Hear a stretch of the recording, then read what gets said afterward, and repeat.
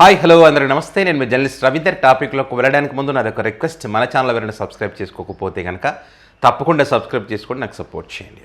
So topic ఏంటంటే కాలమహిమో జగన్ మాయనో. ఈ effect కారణంగా రామోజీరావు గారు చనిపోయినప్పటికీ కూడా మరి న్యాయస్థానాలు వదిలిపెట్టడం లేదు. ఎందుకు ఈ కాలమహిమ జగన్ మాయ అంటున్నానంటే, జగన్మోహన్ రెడ్డి గారికి సంబంధం లేకపోయినా వాళ్ళ పత్రికల్లో రాసినటువంటి రాతలు, వాళ్ళు పెట్టినటువంటి డిబేట్ల యొక్క ఎఫెక్టు, వైఎస్ రాజశేఖర రెడ్డి గారు ముఖ్యమంత్రిగా ఉన్నప్పుడు క్యాబినెట్లో తీసుకున్నటువంటి నిర్ణయాలకు సంబంధించి, ఆ తర్వాత వైఎస్ఆర్ గారు చనిపోయిన తర్వాత జగన్మోహన్ రెడ్డి గారిని ఏ రకంగా వాళ్ళ రాతలతో, ఏది దారుణమైన రాతలు అవి.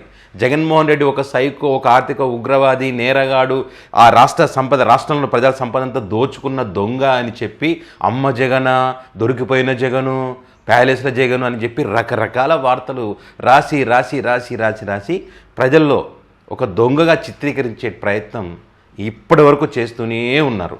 ఆ కేసులకు సంబంధించి మరి జగన్మోహన్ రెడ్డి ఇప్పటికి ఎదుర్కొంటూనే ఉన్నాడు. ఏం సంబంధం అసలు? జగన్మోహన్ రెడ్డి గారు ఆ క్యాబినెట్లో లేడు, క్యాబినెట్ నిర్ణయాలలో లేడు. అప్పుడు ఒక మంత్రి కాదు, ఒక ఎంపీ కాదు, ఒక ఎమ్మెల్యే కాదు, కనీసం ఆ పార్టీ ఆఫీసుల దగ్గర కూడా జగన్మోహన్ రెడ్డి గారు పోయినటువంటి పరిస్థితి లేదు. అయినప్పటికీ కూడా జగన్మోహన్ రెడ్డి గారు మాకు అడ్డవుతారని చెప్పి, ప్రజాదరణ కలిగినటువంటి వ్యక్తి అని చెప్పి, ఆ రకంగా Congress party, TDP party, majority media మొత్తం కలిసి కుట్ర చేసి జగన్ గారిని ఆర్థిక నేరగాడిగా చిత్రీకరించే ప్రయత్నం చేశారు. అప్పుడు ఈ రకంగా రాయడం తప్పు కదా అంటే, చట్టం ముందు ఎవరైనా సమానమే, ప్రజల సొమ్ము దోచుకుంటే వదిలిపెట్టేది లేదన్నారు. కట్ చేస్తే ఇప్పుడు రామోజీరావు గారికి సంబంధించినటువంటి మార్గదర్శి దగ్గరగా 3 లక్షల మందితోని 2600 కోట్ల రూపాయలు డిపాజిట్ సేకరించారు. అది కూడా ఆర్బీఐ నిబంధనలకు విరుద్ధంగా డిపాజిట్లు సేకరించి వేరే వాటికి మళ్లించడం జరిగింది. ఎందుకంటే ఇక్కడ రాజశేఖర రెడ్డి గారు ముఖ్యమంత్రిగా కాకముందు వరకు వీళ్ళే అధికారంలో ఉన్నారు. ఇష్టరాజ్యం అన్నమాట.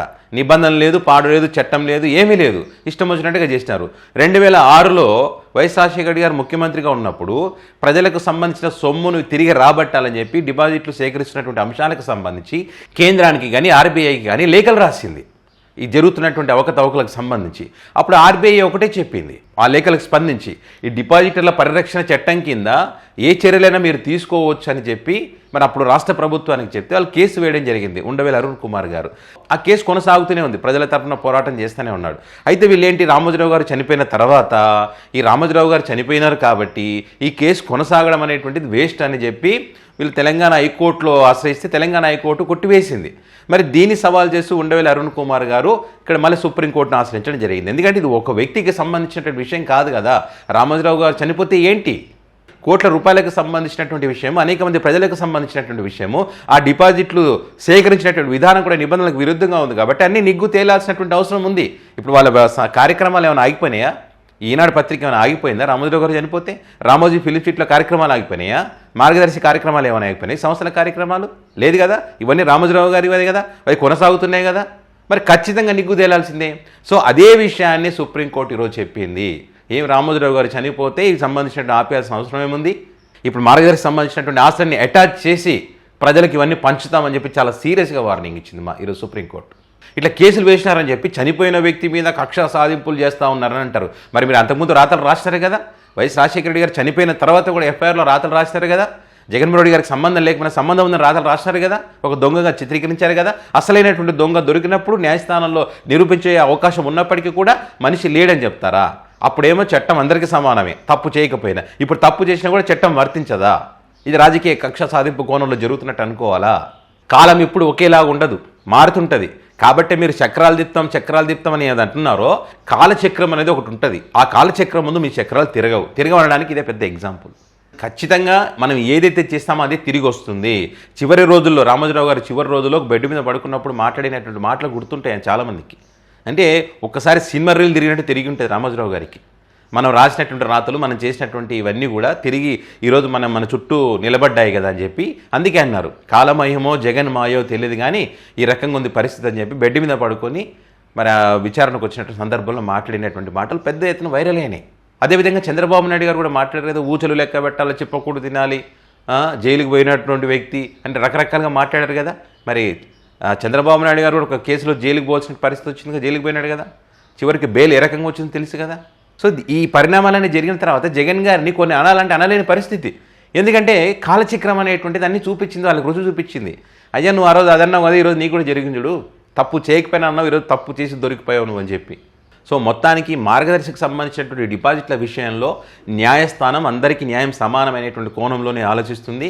ఈ క్రిమినల్ ప్రొసీడింగ్స్ అనేటువంటి మాత్రం ఆగవు. రామోజీరావు చనిపోయినప్పటికీ కూడా ఖచ్చితంగా ఈ మార్గదర్శకు సంబంధించినటువంటి ఆస్తులు ఏవైతే ఉన్నాయో వాటన్నింటి కూడా అటాచ్ చేసిన ప్రజలకు ఆ సొమ్మును పంచుతాం, ఎవరికి కూడా ఇబ్బంది కలిగించమని చెప్పి ఇప్పుడు డిపాజిట్లు ఎవరైతే ఉన్నారో వారందరికి సంబంధించిన పూర్తి వివరాలు కూడా ఇంకా సేకరించి కోర్టు దృష్టికి తీసుకుపోతే ప్రతి ఒక్కరు కూడా న్యాయం జరిగే విధంగా మరి సుప్రీంకోర్టు న్యాయస్థానం కింద హైకోర్టు ఇచ్చినటువంటి తీర్పును తప్పుబట్టి ఇట్లా కొట్టేస్తారు, ఇట్లా చేస్తారని చెప్పండి. చూడండి ఎంత విచిత్రమో.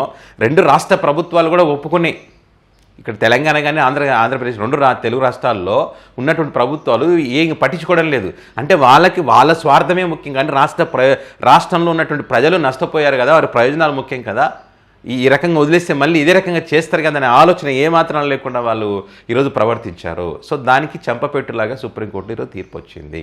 సో ఖచ్చితంగా బాధితులకు న్యాయం జరిగేంత వరకు వదిలిపెట్టమని చెప్పి ఉండవేళ అరుణ్ కుమార్ చెప్పారు. అదేవిధంగా జగన్మోహన్ రెడ్డి గారు ముఖ్యమంత్రిగా ఉన్నప్పుడు కూడా మరి రాష్ట్ర ప్రజలకు మేలు జరిగే విధంగా ఈ ప్రభుత్వం చర్యలు చేపడుతుందని అది కూడా ఆర్బీఐ చెప్పింది. గతంలో 2006లో చెప్పింది, ఇప్పుడు చెప్పింది. రాష్ట్ర ప్రభుత్వానికి హక్కు ఉంది ఆ రాష్ట్ర ప్రజల డిపాజిటర్ల పరిరక్షణ చట్టం కింద వాళ్ళని కాపాడాల్సిన బాధ్యత ప్రభుత్వాలకు ఉందని చెప్పింది. కాబట్టి జగన్మోహన్ రెడ్డి గారు ప్రజల తరఫున పోరాటం చేశారు, కేసులు వేశారు, అంతే తప్ప వేరే ఏం కాదు. వీళ్ళకి అలవాటు కదా రాజకీయ కక్ష సాధింపులు అనేటువంటివి. కాబట్టి జగన్ గారు కూడా అదే రకంగా చేస్తారని అదే కోణంలో మాట్లాడతారనమాట. సో ఎవరి నుంచి అయినా తప్పించుకోవచ్చు, కానీ ఈ కాలచక్రం నుంచి ఎంత పెద్ద చక్రాలు తిప్పేట వాళ్ళైనా తప్పించుకోలేరు అనడానికి ఇది అతిపెద్ద ఎగ్జాంపుల్.